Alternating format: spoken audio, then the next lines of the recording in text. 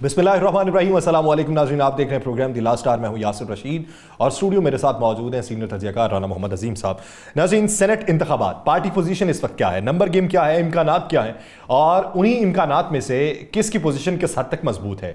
Senate के अंदर आज़ाद उम्मीदवार भी कुछ मंजर-ए-आम पे आते हुए दिखाई दे रहे हैं और कुछ पार्टीज़ की तरफ से भी दिखाई दे रहे हैं और कुछ ऐसे लोग भी हैं जो निगरान सेटअप का हिस्सा रहे थे और अब वो सेनेटर बनने के भी ख्वाह हैं और उनके लिए भी पार्टी पोजीशन काफ़ी मजबूत दिखाई देती है।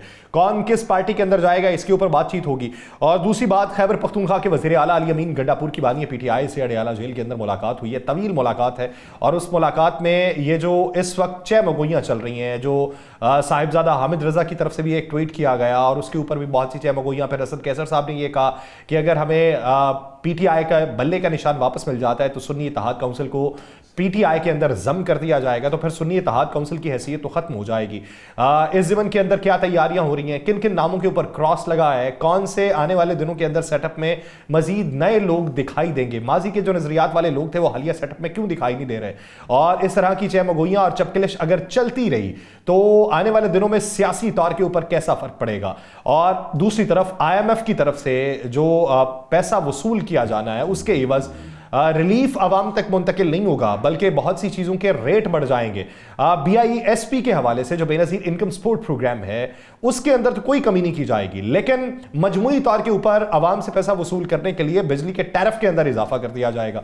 और बिजली की वो कीमत जो आज से 5 साल पहले थी, अब मौजूदा सूरत हाल में कीमत क्या होगी, पिछले 3 साल के अंदर क्या थी, उससे पहले 2 साल में क्या थी, और उसका तनासुब अगर निकाला जाए तो किस हद तक फर्क आ चुका है बिजली की कीमतों के अंदर। और उसके साथ साथ फी MMBTU जो कीमत है गैस की, उसके अंदर भी इजाफा हो रहा है। तो तवानाई के हवाले से इस्लाहात क्या होंगी, दूसरी इस्लाहात तो बहुत दूर की बात, वो दिल्ली दूरस्त है। बात का आगाज करते हैं, राना साहब की तरफ पढ़ते हैं। राना साहब, चले तो IMF की डिमांड के हवाले से बात करते हैं, क्योंकि अवामी इशू है और अवामी इशू पे ज़्यादा बात करनी चाहिए। अवाम मुश्किलात का शिकार हैं, अवाम के लिए तो रिलीफ कोई नहीं। बिस्मिल्लाहिर्रहमानिर्रहीम, अस्सलातु वस्सलामु अलैका या सय्यदी या रसूल अल्लाह, अस्सलातु वस्सलामु अलैका या सय्यदी या हबीब अल्लाह। यासिर साहब एक चीज़ बता दें ताकि फिर उसके बाद आगे बात शुरू करते हैं। जी जी। ये एक रमज़ान पैकेज आया है जिस पे मेरे कायद मियाँ नवाज शरीफ साहब की तस्वीर है। शुक्र अल्हम्दुलिल्लाह, शुक्र अल्हम्दुलिल्लाह। तो जी मेरी बात तो सुन लें यार, सजदा शुक्र बजा लें आज आप माने मेरे। जी मेरे कायद मियाँ नवाज शरीफ साहब की तस्वीर है। ये पैकेज जो है इसकी कुल कितनी लागत आई है? मुझे तखमीना तो नहीं उसका है, अंदाज़ा अरबों में होगी, बल्कि खरबों में होगी। अरबों में है, खरबों में नहीं। ये ज़्यादा अरबों में पसंद करते हैं, ठीक है ना, ये ज़्यादा अरबों में पसंद करते हैं, खरबों में नहीं करते।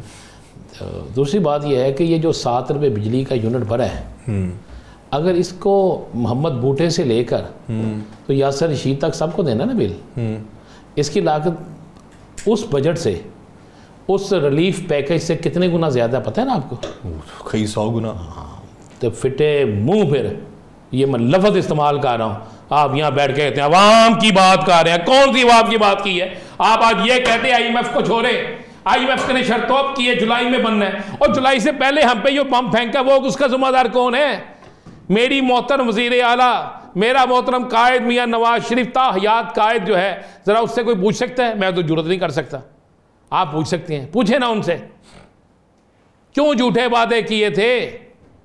आप कहते हैं IMF का की शराइत वो युक्म जुलाई से जाके शुरू होंगी, अभी 2 महीने पहले जो हमें मौत की चक्की में पीस रहे हैं कौम को, उसका जिम्मेदार कौन होगा वो तो मुझे बता दें। एहसन इकबाल साहब कहते हैं ना महंगाई। ओ यार, क्या एहसन इकबाल जीते हैं? जीते वफाकी वजीर, ठीक है जी, वो जज दूध वाला है साड़ी गली चो भी कहना मैं भी वफाकी वजीर, वो सही गल कह रहे जी। यासिर साहब जी, अल्लाह ने इनको इज्जत दे दी, बन गई यार, चले मान ले, अल्लाह ने इज्जत दे दी, इलेक्शन कमीशन ने दे दी या किसी और ने दे दी, अब ये बन गए हैं। कोई एक रिलीफ मुझे बता दें जो मिले, किसी अवाम को मिले। मुझे आप शहर, पूरे इस लाहौर शहर में, कराची में, चले सिंध को छोड़ दें जी, पंजाब में आ जाओ, अभी तो पंजाब में पैकेज आया ना, उस पंजाब में मुझे 5 शहर में 500 बंदे गिना दे जिनको ये पैकेज मिले, गिना दे मुझे जरा। इतने तो निकल ही आएंगे सर, 500 गिना ना मुझे, 5 गिना दो, चलो बनाओ। मैं तो फिर आप रिपोर्टर किस चीज के हो, एंकर किस चीज के हो? चले बात करते हो आप 1 मिनट से पहले मरियम साहिबा ने बड़ा कुछ कर दिया, नवाजी साहब ने बड़ा कुछ कर दिया, इस पे आके आपको यार मैं कह रहा हूं मुझे 5 बंदे मुस्तहिक गिना दो जिनके घर की दहलीज पर राशन पहुंचा है, जिनकी तस्वीर नहीं उतरी, जिनके शनाख्ती कार्ड की कॉपी नहीं ली गई। ये जो आपने बीच में शर्त रखी है ना, तस्वीर नहीं उतरी, तो उससे तो फिर 5-7 तो तस्वीरें उतरी हैं सर। फिर वही मिले ना यार, 5-7 उतरी हैं, वही मिले हैं। मुझे एक वो वक्त भी याद था जब लोगों को पैसे मिलते थे, शनाख्ती कार्ड लेकर जाते थे, नाम बताते थे, फौरी तौर पर पैसे मिलते थे। कोई एक तस्वीर किसी अखबार में शाया नहीं होती थी, किसी टीवी चैनल पे किसकी तस्वीर बुलाती थी, जो ये शिकायत करता था मुझसे किसी ने 2000 मांगा है, उस पर की गिरफ्तारी होती थी। अब तो जनाब आप दर कह रहे हैं जितने अरब का चला गया काम, इतने अरब का चला गया, गया किसके पास है? मैं आपको दिखाऊं कि किस किस शॉप पे क्या क्या बिक रहा है। अच्छा यासर साहब, आपने जोकर देखे? हाँ जी। क्या होता है जोकर? यहाँ पे तो हर चौथा बंदा जोकर है। नहीं, वैसे जोकर क्या होता है? जिसकी अपनी कोई हैसियत नहीं होती और दूसरों को हंसाने के लिए सिर्फ। तो एक जोकर उस आटे में भी तलाश कर लें, 20 किलो का थैला, 6.5 किलो जोकर। चौकर? मैं उसे जोकर क्या नहीं है, चोकर। चले चोकर आपको ज़्यादा पता होगा क्योंकि आप देसी माल खाने वाले हैं। मैं देसी आदमी हूँ, देसी माल नहीं देसी, जितना देसी तू है उन्हें है ही कोई नहीं। ज़रा वो चेक करें ना उस आटे यार। ये राणा साहब को आज पानी नहीं दिया किसी ने? नहीं, मुझे पानी ना दें, पानी उनको दें जो इस पानी में डूब मरे, जिन्हें शर्म आए, जिनको इस कौम का ख्याल हो, जिसको आम आदमी का ख्याल हो। ज़रा सड़क पे निकल के देखें, घरों में, मोहल्लों में, चौकों में, चौराहों में जाकर देखें। मैं आज एक मार्केट गया, मैंने चूँकि उम्रे पे जाना है, मैंने कहा कपड़े ले आए। मैं उस मार्केट में गया, मैंने उस कपड़े वाले से पूछा, मैं कहा यार रश नहीं है? उसने कहा कीमतें खरीद जो है ना, लोगों की सिक्कत नहीं है कि वो कुछ चीज़ खरीद सके, कुव्वत खरीद ख़त्म हो गई है। मैं कहा क्या मतलब? उसने कहा इन दिनों में हमारी दुकानों पे कपड़ा बिकता था, दर्जियों पे जाता था, आप आज सुबह के पहले गाहक हैं, हमें लगता है जी आपकी बहुत मोटी पार्टी है। मैं कहा नहीं, अल्लाह की कसम ये नहीं है, मैंने तो सैलरी एक एडवांस ली है और मैं उससे करने आया हूँ, मैं भी उसी कौम का बच्चा हूँ और मैं भी उसी चीज़ जी। आप भी एडवांस सैलरी पे चलते हैं? नहीं जी, मैं तो बिल्कुल चलता हूँ। आपको तो चूँकि आपकी हुकूमत है तो आपको तो सारा कुछ मिल सकता है आपको मिल सकता है, मैंने तो इन्हीं 10 उंगलियों से कमाना है और खाना है। तो यासर साहब बात यह है कि आम आदमी का खिलाफ देखें, IMF को छोड़ दें। IMF जो है ना आम आदमी की सरदर्द नहीं है। IMF ने किसी जगह ये नहीं लिखा कि गरीब का खून निचोड़ दो। IMF ने किसी जगह ये बात नहीं लिखी कि गरीब को ज़िबा कर दो। IMF की किसी एक शर्त में मुझे ये बात बता दें जिस पे ये बात लिखी हो कि जनाब इस गरीब को, गुर्बत को ख़त्म करना है, और जिसको वो कहते हैं ख़त्म करना है, जिसको वो कहते हैं रेगुलाइज करना है, जिसको कहते हैं फ़लाँ चीज़ का खात्मा करना है, उस पर हम क्यों नहीं आते? हम क्यों नहीं चोरी पकड़ते उस बिलों की, उस बिजली की जो बड़ी बड़ी जगहों पे हो रही है? और हम उस चोरी को क्यों नहीं पकड़ते गैस की जो आज भी बहुत सी मिलों के अंदर चल रही है? हम क्यों नहीं पकड़ते उस बिजली और गैस की चोरी को जो गैर कानूनी हाउसिंग सोसाइटियों में चल रही है? हम क्यों नहीं पकड़ते उस शख्स को जो अपनी, जिसकी अरबों रुपए की जायदाद है और लाखों रुपए की जायदाद कागजात पे शो की हुई है? हम क्यों नहीं पकड़ते? हम सिर्फ इतना करें ना, ये इलेक्शन के एहसासे निकालें, एहसास के जो डॉक्यूमेंट्स हैं, ये जो जमा कराए हैं, जिन्होंने 50 करोड़ की बिल्डिंग जो है ना लिखा है जो 25 लाख में ले लें, उनसे हुकूमत अच्छी हो ना, या IMF के नुमाइंदे हो, कोई भी हो। मैं IMF के नुमाइंदे को किसी सूरत में वैसे इजाज़त नहीं दूंगा कि पाकिस्तान के मामले में दखल दे। बेशक चाहे उन्हीं के नुमाइंदे हमारे वजीर बन जाते हैं, लेकिन कम अज़ कम हाक हुकूमत के अंदर कोई एक ऐसा शख्स हो या अदारे ये करे। 10 गुना कीमत पे ले लें। 10 गुना क्यों 10? वाह, वो 10 गुना जो उन्होंने कीमत लिखी उसी पे लें, फिर इन्हें पता चले कि कीमत है क्या। आप ही के शहर के फैसलाबाद के एक हारे हुए शख्स ने अपनी एक जायदाद की कीमत लिखी थी 13 लाख रुपए, और जब मैंने पता किया पूरा सारा निकाला तो 13 करोड़ से महंगी थी। तो सुभान अल्लाह उस शख्स के जिसने उसे ओके किया, और कुर्बान जाऊं उस शख्स पे जिसने उसे NOC दिया। इसी तरह लाहौर शहर के अंदर जहां पर रहायश के लिए जगह 20 लाख रुपए मल्ला है, वहां 20 एकड़ से ज्यादा रकबा शो करते हुए को बंदा कहे कि जनाब ये तो बिल्कुल लाखों में है, और इतने लाख का है, और मेरा कानून, मेरे अफसर, मेरे रिटर्निंग अफसर, मेरी FPR और मेरे बाकी लोग हैं, बिल्कुल ठीक कहा। और एक गरीब जिसका 5 मरले का घर होता है, जिसने किस्तों पे घर लिया होता है, जिसने अपनी बीवी का जेवर बेचकर बच्चों की एक वक्त की रोटी बंद करके सुबह से लेकर शाम तक मुशक्कत करके अपने जिस्म का खून बेचकर घर बनाया होता है, तो आप जैसे लोग वहां पे जाके टैक्स भी लेते हैं। अब तो सुना है कि कूड़ा टैक्स भी बनने लगा है, और कूड़ा तो ये चेक करें है किधर, पता है आपको कूड़ा किधर है? पता है ना आपको? आप जहाँ पे नजर दौड़ाएं आपको नजर आ जाएगा। नहीं, आजकल तो TV पे बना नजर आता है जगह जगह कूड़ा। मुझे माइनस करता सर। नहीं, मैं आपको कूड़ा कह ही नहीं रहा। मेहरबानी सर। मैं आपको कूड़ा कह ही नहीं रहा। मैं कूड़ा जिसको कह रहा हूँ आप भी समझ गए, मैं भी समझ गया। यहाँ पे आपकी दिली मोहब्बत जो है उनके साथ है, ये मैं इकरार करता हूँ। आपकी आंखों में ताहयात कायद की मोहब्बत है, मैं इसको इकरार करता हूँ। मैं भी उसे ताहयात कायद कहता हूँ। मैं भी कहता हूँ मेरी वजीर आला, मैं भी कहता हूँ मेरा वजीर आजम, मैं भी कहता हूँ मेरा सदर, लेकिन इस कौम का भी कोई सदर होगा, इस कौम की भी कोई वजीर आजम होगा, इस कौम की कोई वजीर आला होगी कि नहीं, जिसको ये दुख हो कि मैंने कौम का इलाज करना है, कौम के दुखों का मदावा करना है। यासिर साहब बता देना मुझे,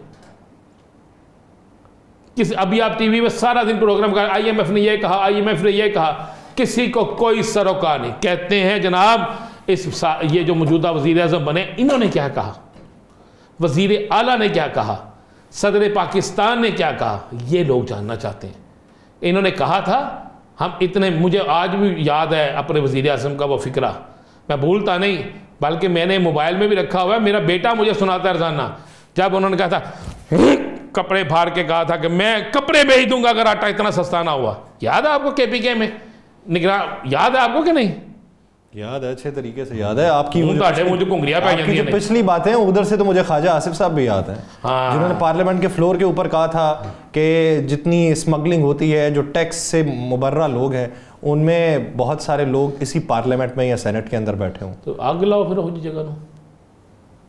मैं अल्लाह माफ़ ये नहीं कह रहा कि कोई दहशत गर्दी करो, मैं ये कह रहा हूँ जो नहल है उसे अहल क्यों करते हो? जो इस कौम का दुख नहीं, जिसको पता ही नहीं दुख का, जो उसका मदावा ही नहीं कर सकता, तो फिर उसका हक भी नहीं है। यासर, कौम को IMF से कोई गर्ज नहीं है, लेकिन कौम को ये ज़रूर इतला दे दें कि तैयार हो जो, अब आपको पूरा साल रोज़े रखने पड़ेंगे। पिछले अब आपको आपको पूरा साल रोज़े रखना पड़ेंगे, इसलिए कि हर चीज़ इतनी महंगी हम कर रहे हैं, हर चीज़ इतनी महंगी हो रही है कि जिसके बाद आपको रोज़े रखने ही पड़ेंगे। मैं ये नहीं कहता वाकई रोज़ा होगा, आपकी हालत रोज़े वाली होगी कि एक टाइम की रोटी मिल जाए, दूसरी टाइम की ढूंढने चले जाएं। मैं आपको इस मोबाइल में खुदा की कसम आपको सैकड़ों मैसेज दिखाऊं, आपको उन लोगों के नाम बताऊं तो आप परेशान हो जाएं जो बेचारे ये कहते हैं कि हमारे बच्चों की 3 माह से फीस नहीं गई, बच्चे स्कूल नहीं गए, नया सेशन शुरू हो गया है, बच्चों की फीस दें, घर का खर्चा चलाएं, बिजली का बिल दें, गैस का बिल दें, बीवी का इलाज कराएं, बुरे माँ बाप की दवाई लेकर आएं। क्या करें, क्या करें बेचारे को? इस वक्त तो हालात ये हैं कि लोगों के घरों में काम करने वालों के जो बच्चे हैं वो जिन स्कूलों में पढ़ते हैं, कितने शाहाना स्कूल होंगे, आपको अंदाज़ा होगा कितने स्कूलों में पढ़ते हैं।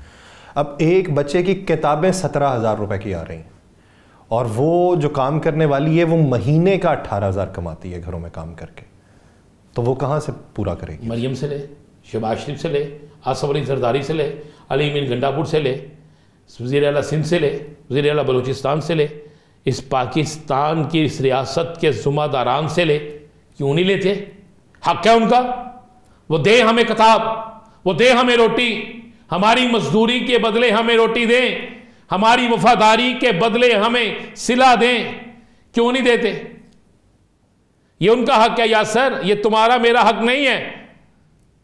इक्तदार की कुर्सी पर वो बैठे हैं, 40-50 गॉड्स के साथ वो फिरते हैं, शाहाना दफातर उनके हैं, AC वाली गाड़ियां उनकी हैं, उनके मुलाजमीन हमसे बेहतर खाते हैं। तो इस मुल्क में रहने वाले लोगों की ज़रूरियात पूरी करना उनकी जिम्मेदारी है।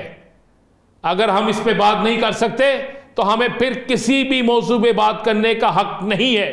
अभी आपने मुझे कहा ना हकूकुल इबाद, तो हमें हकूकुल इबाद के लिए बात करना होगी, और अगर हम इस पे चुप हो गए तो फिर आप जहन में रखिएगा, फिर रोज़े महशर भी होगा, और फिर आप और मैं ये समझें कि बख्शिश हो जाएगी, तो बख्शिश फिर रसूल पाक सल्लल्लाहु अलैहि वसल्लम की मेहरबानी से होगी, हमारी औकात से, हमारे हकूकुल इबाद के भूल जाने से, हमारे अमालों की वजह से नहीं होगी, क्योंकि हम उसी हुकूमत में रह रहे हैं जिसके मतलब बात करते हुए आप और मैं पहले सोचना पड़ता है कि बात करें या ना करें। आज मैं एक बात बता दें, आज हमारे कई सबूत शहीद हुए हैं ना, उनके घरों में जाकर कभी भी देखें क्या आलम होगा। तो आज मुझे अफसोस हुआ, मेरे पास वो फुटेज मौजूद है 5 हुक्मरानों की, 5 की मेरे पास इकट्ठी हो सकी है, जो इतनी शान के साथ इफ्तारी कर रहे हैं, कह के लग रहे हैं उस इफ्तारी में। और आज के दिन को सोग का दिन बनाना चाहिए था, हमारे शहीद हुए थे, और हमारे वजीर इत्तलात सिर्फ प्रेस कॉन्फ्रेंस कर रहे हैं, एक जमात को निशाना बना रहे हैं। आप कौम को इकट्ठा करें, वक्त कौम को इकट्ठा करने का है, कौम को जो है इत्तिशाल दिलाने का नहीं है। लेकिन क्या यासिर साहब, आप जिसको पसंद करते हैं उन्हें समझा ही नहीं यार, थोड़ा सा समझा दिया, खुदा का वास्ता।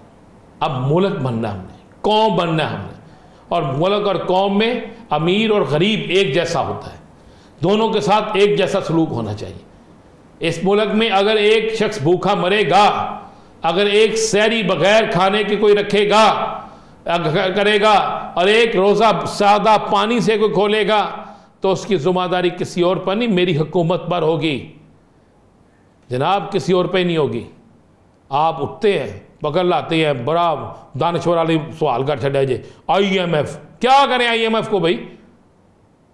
IMF आप लेके आए हैं, मैं लेके आया हूं, आपने पैसे खाए IMF के लिए, मैंने खाए हैं? बताएं ना मुझे यासिर साहब।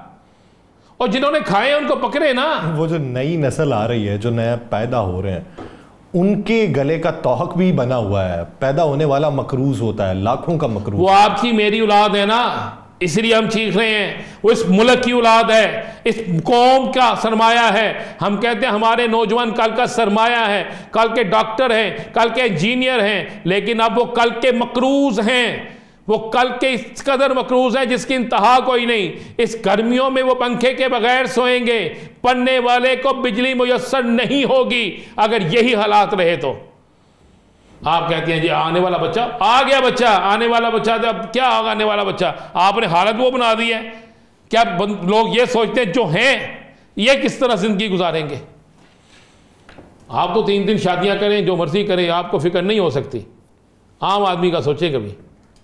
आम आदमी का सोचते 70 साल गुजर गए। सोच मुसल्लत की हुई है, सोच के पीछे पनाह जो इकदामात हैं वो हमें कभी दिखाई नहीं देते। एक दिन ब्रेक के बाद वापस आएंगे, इसके ऊपर मजीद बात होगी। नाज़रीन कहीं नहीं जाएगा, स्टे विद अस।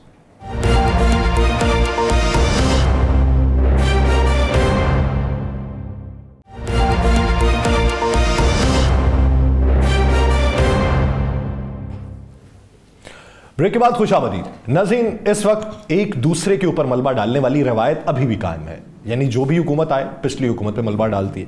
अब ये एक ऐसी हुकूमत है कि वो पिछली हुकूमत पे मलबा डालने से पहले उससे पिछली हुकूमत पे मलबा डाल रही है। यानी ये हुकूमत जो इससे पहले PDM की शक्ल में हुकूमत कर चुकी है, वो उस पे मलबा डालने की बजाय पाकिस्तान तहरीक इंसाफ पे मलबा डालती है। आज एहसन इकबाल साहब ने कहा कि पाकिस्तान तहरीक इंसाफ ने पाकिस्तानी तारीख का 80% कर्ज लिया, यानी वो 3.5 साल की हुकूमत ने 80% कर्ज लिया, और मजमूई तौर पे ये अगर 30 साल भी हुकूमत कर गए हैं तो इन्होंने 20% कर्ज लिया।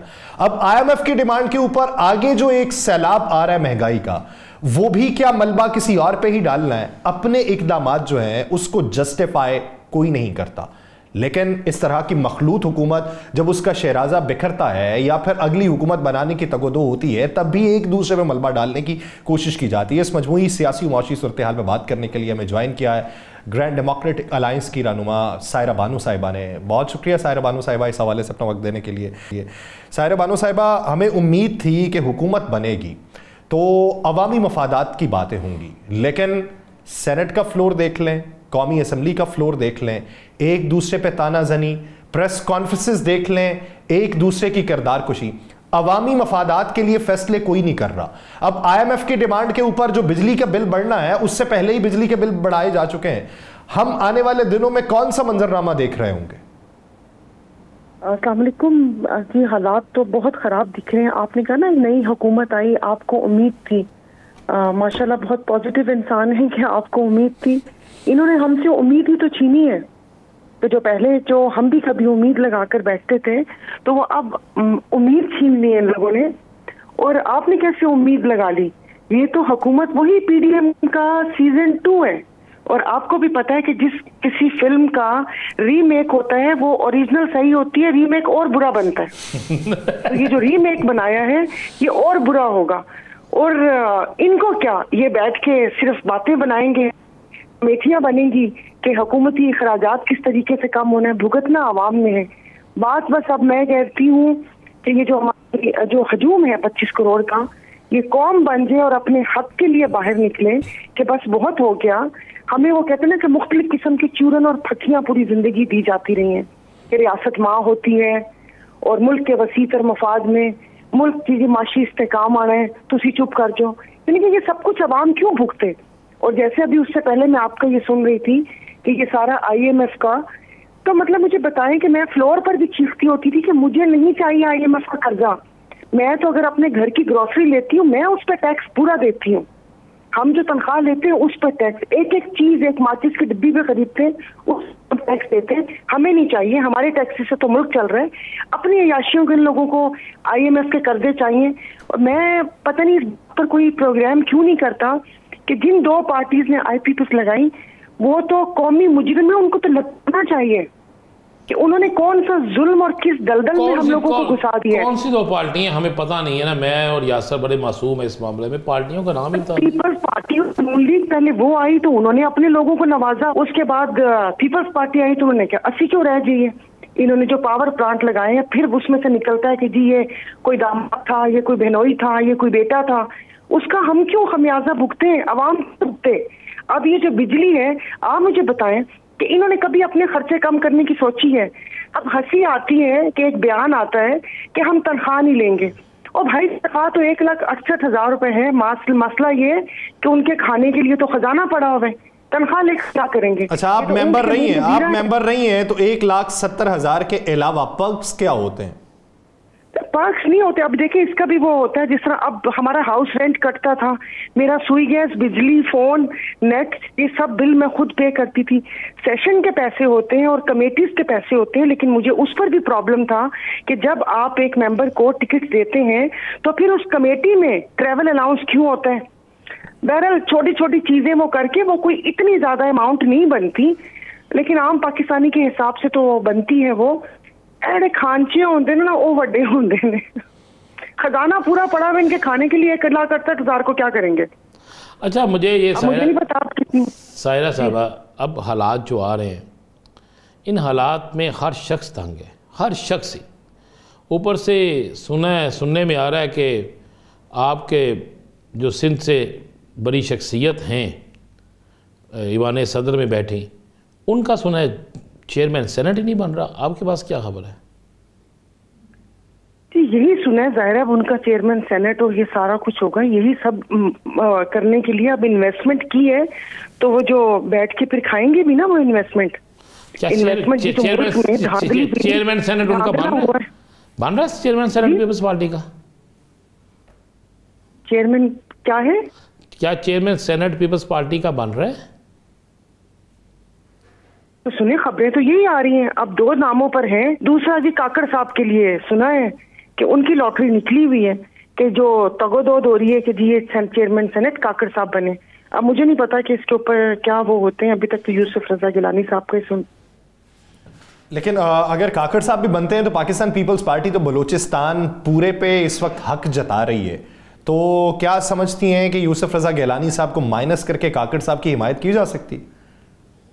पता नहीं, होने को तो कुछ भी हो सकता है। ज़ाहिर अब इतनी बातें मानी गई हैं, उनकी फरमाइश के ऊपर पूरा सिंध थाली में रखकर दे दिया गया और बलूचिस्तान में भी हुकूमत बनाने दे दी, तो अब ये छोटी सी बात तो माननी पड़ेगी ना। आईनी ओहदे भी इंजॉय कर रहे हैं, लेकिन आप ये समझते हैं कि काकर साहब अगर वो बलोचिस्तान में उनकी हुकूमत है तो काकर साहब इनके होंगे? काकर साहब की तो पार्टी दूसरी है। चले वो समझ गया हम भी। ये तो मुझे बता दें, बड़े मियाँ साहब क्यों खामोश बैठे हुए हैं? बड़े मियाँ साहब क्यों खामोश बैठे हैं? उनके दिल में तूफान उबल रहा है। उनको बहुत मुश्किल से चुप करके बिठाया। आपने उनका चेहरा नहीं देखा कि बहुत सी अनकही दास्तानें उनके चेहरों पर है, और वो बस वो कहते ना कि अभी ये बॉम्ब ब्लास्ट हुआ कि कभी हुआ। तो उनके चेहरों की अनकही दास्तान, उनको जब उनके चेहरे पे अनकही दास्तानें हैं तो उसकी तशरीह कौन कर सकता? उनकी तशरीह देखें ना, जब आप और हम चेहरा देखेंगे तो हमें वो पूरी दास्तान पता चल ही जाती है।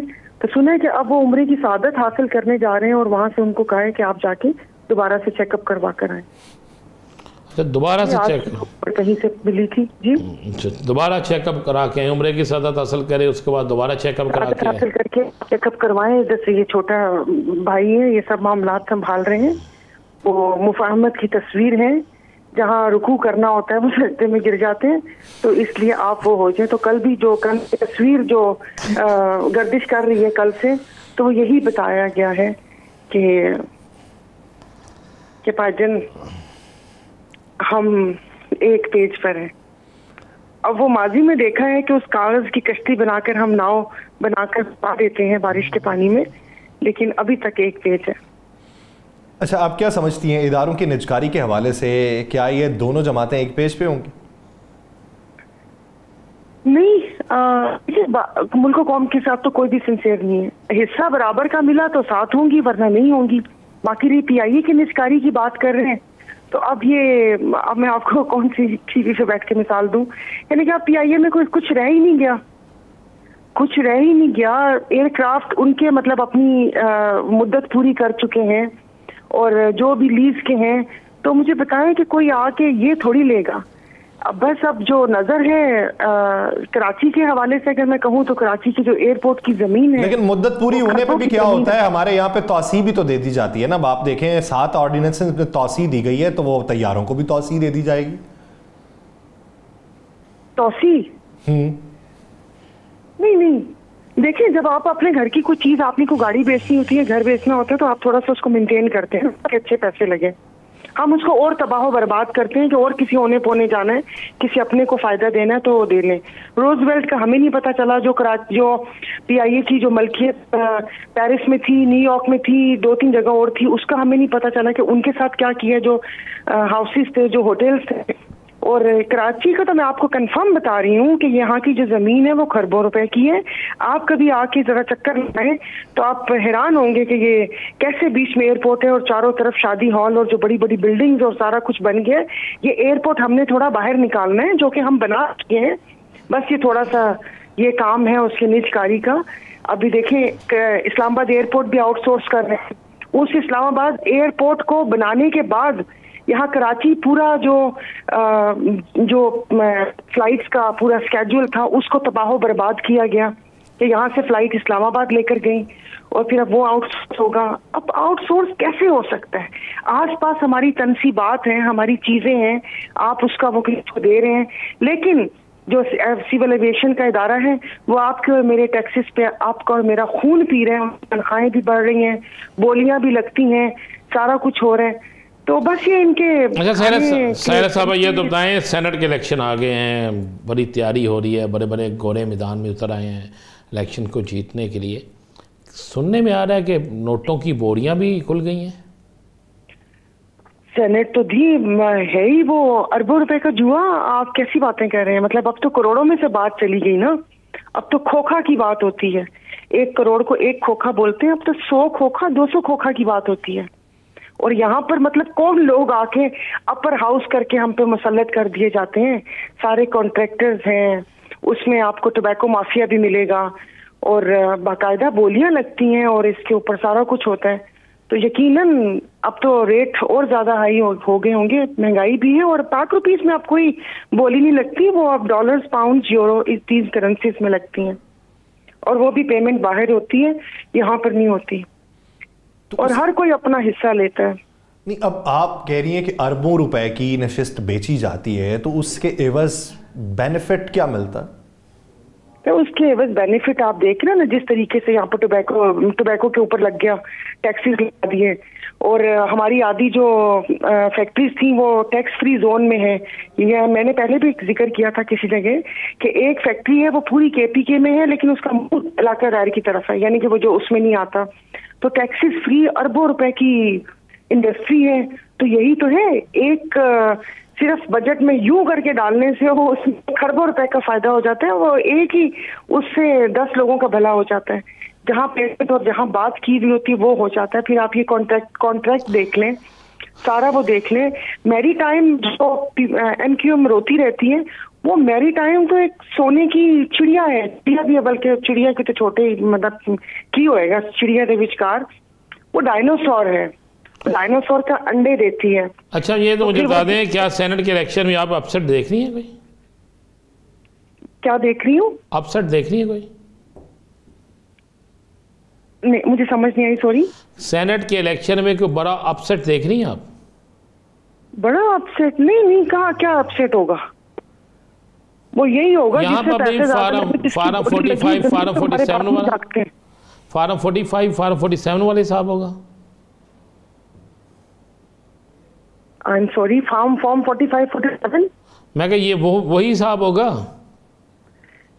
हाँ जी, अब तो कोई हिसाब रह नहीं गया ना, आपके सामने ही है। अबे काकड़ साहब की मिसाल ले लें, एक पार्टी से छलांग लगाई, निगरान वजीर आला बन गए, उन्हीं की काबीना का निगरान वजीर आला ने इस्तीफा दिया और वो वजीर आला बलोचिस्तान बन गए। अब ये यहाँ से हटे और उसके बाद भागते हुए वो वहां पर आ गए। आप उनके दौरे को ऐसे मत लें, वो जो लंदन गए थे और बीच में उन्होंने किया कि मैं एफर टावर में बैठ के मैं चाय पीवा, वो उसके पीछे कोई और कहानी थी। कैसी बातें कर रहे हैं राणा जी, बहुत मासूम हो तुझे, टीवी जिथे बैठे रहते हो आस-पास जरा नजर रखा करो। ये इन्होंने सिर्फ मुझ पे ताकि तुम्हें सही सूरत हाल पता चले। राणा साहब ने नजर सिर्फ मुझ पे रखी हुई है, आस-पास नजर नहीं रखते। नहीं, मैं हूं ही मासूम, क्या देखिए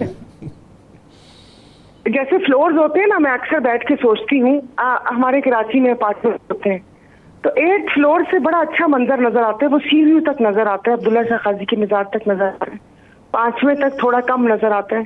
तो इन्होंने हमें थोड़े लेवल पे रखा है कि हम सामने वाली चीजें नजर आए, थोड़ा जरा सीढ़ियां चढ़े, ऊपर जाएं, फिर आपको और पता चलेगा कि ऊपर क्या है। अभी तो हम सिर्फ एक मंजर। सायरा बानो साहब, आप पता नजर हमें सब आता है, लेकिन कुछ मजबूरियां होती हैं जो हम बयां कर नहीं सकते।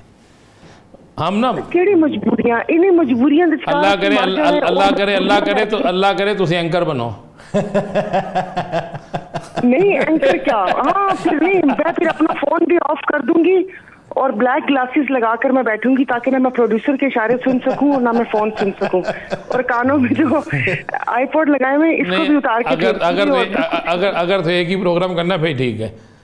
हाँ मतलब ये क्या बात है? ये तो बता दें आपको, हुकूमत कितनी देर की नजर आ रही है। दूसरा, इस सेनेट के इलेक्शन में चाहे आपके 2 वोट हैं, अहमियत बड़ी है, वोट देंगे किसी कैंडिडेट? नहीं जी, हम नहीं वोट देंगे। हम लोगों ने जो स्टैंड लिया है वो स्टैंड लेंगे, बाकी पार्टीज की तरह नहीं कि यहाँ पर तो हमारे साथ मौलाना साहब की पार्टी ने स्टैंड लिया हुआ था और जी हम ये करेंगे वो करेंगे, लेकिन मुल्क के वसी तर मफाद में उन्होंने यूसुफ रजा गिलानी को वोट दिया था। तो हमारा कोई ऐसा इरादा नहीं है। मेरे ख्याल में हमारे जो मेंबरान हैं उन्होंने हल्फ नहीं लिया। जब हम इसको नहीं मानते तो फिर वही बात है कि गुड़ खाना और गुलगुलों से परहेज, छोटी छोटी बातें आप कर लो और ये कर लो, तो फिर आपका नहीं होता ना। इंसान अपनी नजरों में अजीब सा होता है, कोई इंसान का ज़मीर भी तो होता है, हमारा तो जागता रहता है। हमारे मुल्क में टाइमली सोते जागते हैं, लेकिन फिर अच्छा नहीं लगता। अच्छा, कि या तो इंसान साइड पर हो जाए, नहीं तो फिर मिन्नत तरला करके फिर पूरी तरह सिस्टम में घुस जाए। ये बीच की बात समझ नहीं आती। और दूसरा, आपने हुकूमत चलने का बोला था।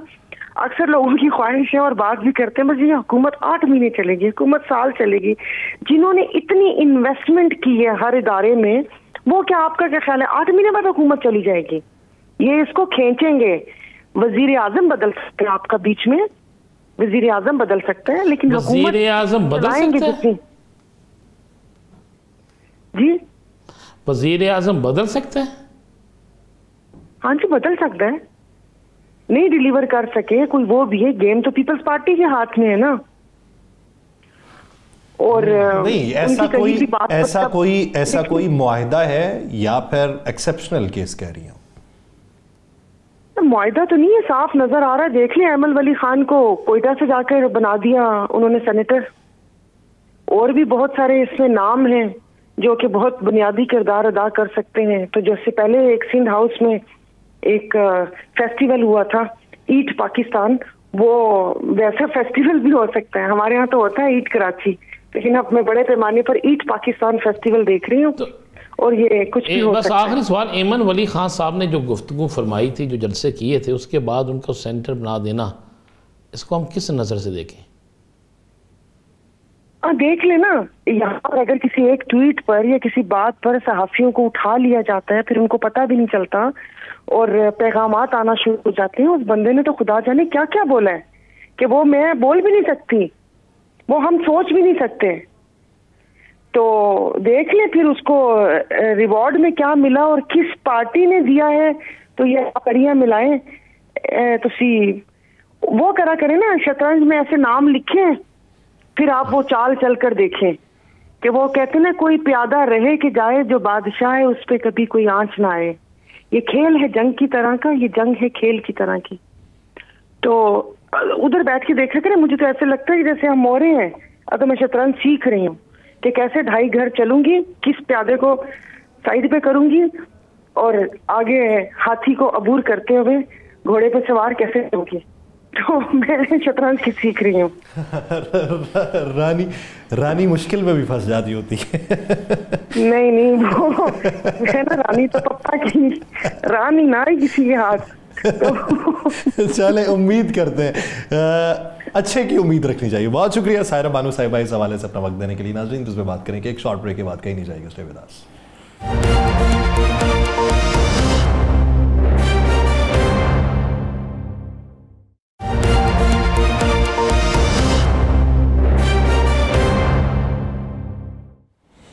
ब्रेक के बाद खुशामदीद नाज़रीन। हुकूमती तरजीहात, अवामी मफादात और इस वक्त महकमा सियासियात, अगर इनका कोलेशन देखें तो उसका तनासुब निकालें तो अवामी मफादात किस हद तक मुकद्दम है।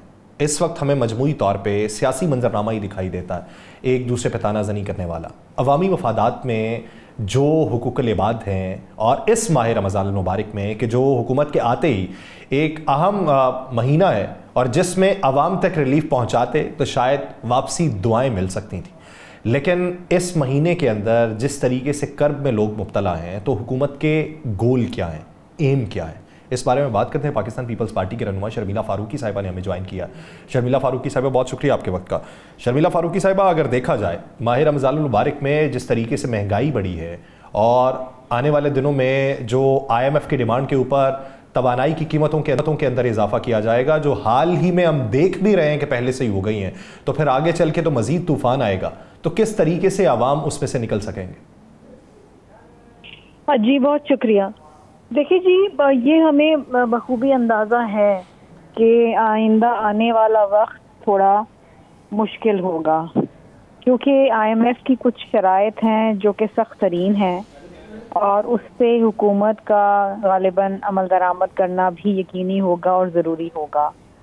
देखिए, मैं बड़ी ऑप्टिमिस्टिक खातून हूँ, इसलिए मैं समझती हूँ कि प्राइम मिनिस्टर साहब ने एक तो जब 12.5 अरब रुपए का रमज़ान रिलीफ पैकेज अनाउंस किया, तो उससे लोगों को कुछ न कुछ रिलीफ ज़रूर मिलना चाहिए। किस हद तक मिलता है, कैसे मिलता है, ये आने वाला वक्त ही बताएगा, क्योंकि रकम तो बहुत बड़ी है और उन तबकों को टारगेट किया जाना चाहिए जो वाकई मुस्तहिक हैं। अब उसका क्या मैकेनिज्म बना है, हुकूमत ने ये भी देखना पड़ेगा कि आया क्या इस पे वाकईतन लोगों को रिलीफ मिल रहा है या नहीं। जहाँ तक ताल्लुक है, जो हम सुन रहे हैं कि आने वाले दिनों में गैस और बिजली की नरखों में मज़ीद इजाफा होगा, क्योंकि IMF की कुछ शराइत हैं जिसके तहत ये होना ज़रूरी है। तो देखिए, ये आवाम के ऊपर मज़ीद बोझ पड़ेगा। ये किसी भी सूरत पीपल्स पार्टी सपोर्ट नहीं कर सकती है, क्योंकि हमने इलेक्शन ही लड़ा इस बात पे, और हमने ये वादा और इरादा भी किया था कि अगर हमें हुकूमत मिलती है तो हम आवाम को रिलीफ देंगे। तो इसका कोई ना कोई मैकेनिज्म हुकूमत को भी निकालना पड़ेगा, क्योंकि देखिए पूरी कौम इस वक्त हुकूमत की जानिब देख रही है कि एक इलेक्टेड हुकूमत आई है तो वो आवाम को रिलीफ दे। प्राइम मिनिस्टर के बयानात हम सुनते हैं, बिजली और गैस की लोड शेडिंग के हवाले से भी उन्होंने कहा था कि रमज़ान में कोई लोड शेडिंग ना हो, लेकिन बहरहाल अभी तक गैस की लोड शेडिंग तो हो रही है। जो पीपल्स पार्टी के पास एक रास्ता है वो यही है कि ऐवान के अंदर एहतजाज भी करें और हुकूमत को बावर कराएं कि वो आवाम को रिलीफ देने के ऊपर हर तरीके से कोशिश करें और इस बात को हम यकीनी बनाएं कि वो आवाम को रिलीफ पहुंचे भी। देखना ये पड़ेगा, देखिए कि हुकूमत की क्या पॉलिसीज बनती हैं। काबीना को आए हुए चंद ही रोज हुए हैं, नए वजीर हैं, नए मामलात हैं, नए फाइनेंस मिनिस्टर हैं, बजट करीब है। आवाम बजट की जानिब देख रही है कि बजट में कुछ ऐसे इकदाम उठाए जाएं, कुछ ऐसे मेजर्स लिए जाएं जिसमें बराह रास्त आवाम को रिलीफ मिले। तो ये बहुत ज़रूरी है। देखिए आइंदा आने वाला वक्त जो है अगले 100 दिन मैं समझती हूँ इस बात का तयन कर देंगे कि हुकूमत किस जानिब जा रही है। चलिए अगले 100 दिन में ये पता चल जाएगा, बल्कि 100 दिन से पहले पता चल जाएगा। जब सब सेनेट के इलेक्शन आ गए हैं, फैसल वाडा साहब सिंध से इलेक्शन लड़ रहे हैं, पीपल्स पार्टी सपोर्ट कर रही है? पीपल्स पार्टी के तो अपने कैंडिडेट्स हैं और पीपल्स पार्टी ने अपनी जो कैंडिडेट्स की लिस्ट है वो जारी भी कर दी है। तो फिर वो किसके कैंडिडेट हैं? आज़ाद हैं कि MQM के रुकन उनके तजवीज़ कुंदा तायीद कुंदा MQM है ना? देखिए जहाँ तक मैंने सुना है वो आज़ाद हैं, बाकी तो वो खुद ही बता सकते हैं। आप क्या समझती हैं कि जब पार्टीज़ की नुमाइंदगी होती है सेनेट के अंदर और नीचे भी आज़ाद जो थे अब वो आज़ाद रहे नहीं, अब तमाम पार्टीज़ के अंदर है, तो ये आज़ाद को कौन सी पार्टी सपोर्ट कर देती है? देखिए मैं इसके ऊपर कुछ आपसे तबसरा इसलिए नहीं कर सकती क्योंकि मैं बड़ी सीधी बात करती हूँ। जो पीपल्स पार्टी के कैंडिडेट हैं उन्होंने अपनी हतमी लिस्ट जारी कर दी है, पीपल्स पार्टी की तरफ से उन्होंने नॉमिनेशन पेपर्स भी करवा दिए हैं। बाकी अगर कोई इंडिपेंडेंट लड़ना चाहे तो किसी पे रोक नहीं है। चेयरमैन सेनेट पीपल्स पार्टी से होगा? जी बिल्कुल। लेकिन कुछ सहमगोइयाँ ये भी हैं कि अनवारुल हक साहब भी चेयरमैन सेनेट हो सकते हैं और नून लीग की हिमायत भी उन्हें हो सकती हो। हमारी तो कोशिश ये है कि चेयरमैन सेनेट हमारे ही हो, अनवारुल काकर साहब हमारे तो नहीं। तो अगर PMLN आपको चेयरमैनशिप के लिए सपोर्ट नहीं करती तो फिर? अगर PMLN चेयरमैनशिप के लिए सपोर्ट नहीं करती तो फिर वो नहीं करेगी, उनकी मर्जी। फिर आपकी भी कुछ मर्जी होगी ना? नहीं देखिए ये चीजें तो बामी मशावरत के साथ तय होती हैं और इलेक्शन से पहले, चेयरमैन सेनेट के इलेक्शन से पहले, अभी तो देखिए 11 तारीख को सेनेटर्स रिटायर हो रहे हैं, 2 अप्रैल को इलेक्शन है, उसके बाद चेयरमैन सेनेट की का फैसला होगा। 11 तारीख गुजर गई है, मशावरत होगी। अगर हमारे कैंडिडेट को PMLN सपोर्ट करती हैं बिल्कुल कोशिश करेंगे और उनसे बातचीत भी करेंगे। देखिए हर कोई अपने कैंडिडेट के लिए लॉबी और कैनवसिंग तो करता है, हम भी करेंगे। अगर हो गई तो अच्छी बात है, नहीं हो गई तो जिसकी किस्मत होगी वो बन जाए।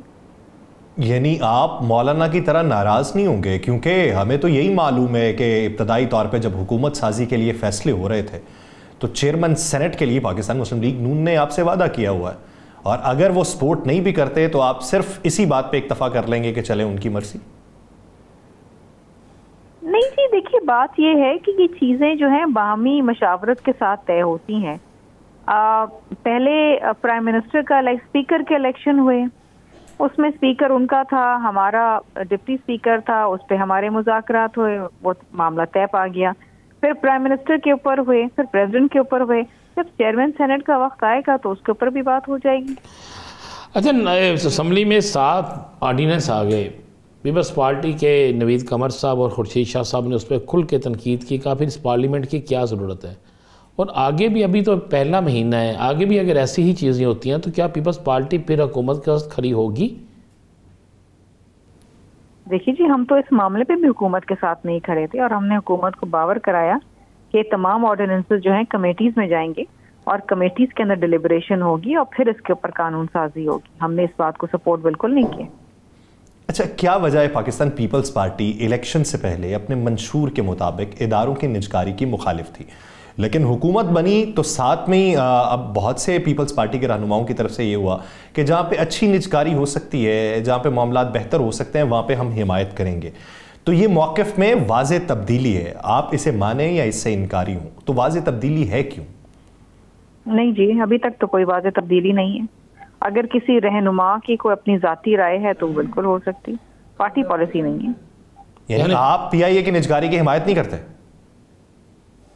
नहीं, हम बिल्कुल नहीं करते। अगर आप निजकारी की हिमायत नहीं करते, इसका मतलब है निजकारी का बिल जब आएगा असेंबली में तो पीपल्स पार्टी खुल के मुखालफत करेगी। देखिए जी, वो जब आएगा तो उससे पहले पार्टी पॉलिसी जो भी फैसला करेगी वो हम करेंगे, लेकिन पीपल्स पार्टी का जो तरीक़ेकार है वो पब्लिक प्राइवेट पार्टनरशिप है। हम बिलीव करते हैं पब्लिक प्राइवेट पार्टनरशिप पे, जो जिस पे हम सिंध में अमल कर रहे हैं और जो एक बहुत ही कामयाब फॉर्मूला है। अभी वज़ीर ख़जाना ने तो आज ही कह दिया है कि निजकारी होगी, सबसे पहले बुनियादी तौर पे एजेंडे में शामिल है और PIA की निजकारी सबसे पहले होगी। ये तो वज़ीर ख़जाना कह रहे हैं और आप उसी हुकूमती सेटअप का हिस्सा हैं, चाहे वो आईनी ओहदे क्यों ना हो। नहीं, आप गलत बात कर रहे हैं। हम किसी हुकूमती सेटअप का हिस्सा नहीं है।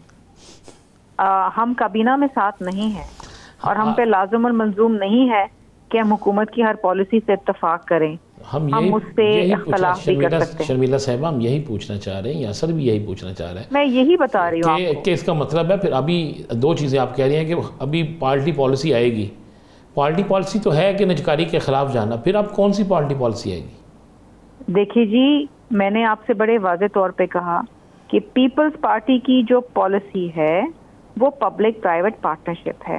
हम ऐसा इन प्रिंसिपल निजकारी पे यकीन नहीं रखते, क्योंकि निजकारी करके किसी भी इदारे को खातिर ख्वाह फ़ायदा नहीं पहुंचा है ना आवाम को। आप के इलेक्ट्रिक को देख लें कि इलेक्ट्रिक को इसलिए प्राइवेटाइज किया गया था कि अनइंटरप्टेड पावर सप्लाई हो, सस्ती बिजली मिले, अनइंटरप्टेड बिजली मिले। ऐसा कुछ हुआ? बिजली महंगी होती गई, बिजली की लोड शेडिंग अभी भी होती है, इन्फ्लेटेड बिल्स आते हैं, आवाम परेशान है। तो अगर निजकारी से वाक़तन कोई फ़ायदा होता तो ज़रूर पीपल्स पार्टी उसको सपोर्ट करती। जहाँ तक PIA का ताल्लुक है, अगेन इन प्रिंसिपल हम उस बात पे एग्री नहीं करते, लेकिन हुकूमत इसके ऊपर क्या फॉर्मूला लेकर आती है, मे बी वो पब्लिक प्राइवेट पार्टनरशिप में चले जाएं। प्राइवेटाइजेशन की बजाय पब्लिक प्राइवेट पार्टनरशिप हो तो उसकी पीपल्स पार्टी हिमायत करेगी, प्राइवेटाइजेशन की हिमायत पीपल्स पार्टी नहीं करेगी। बहुत शुक्रिया शर्मिला फारूकी साहिबा अपना वक्त देने के लिए। नाज़रीन, प्रोग्राम का वक्त खत्म हो जाता है, मुझे और राना साहब को दीजिए इजाज़त। अपना बहुत सा ख्याल रखिएगा। मुलाकात होगी कल। अल्लाह ने के पास।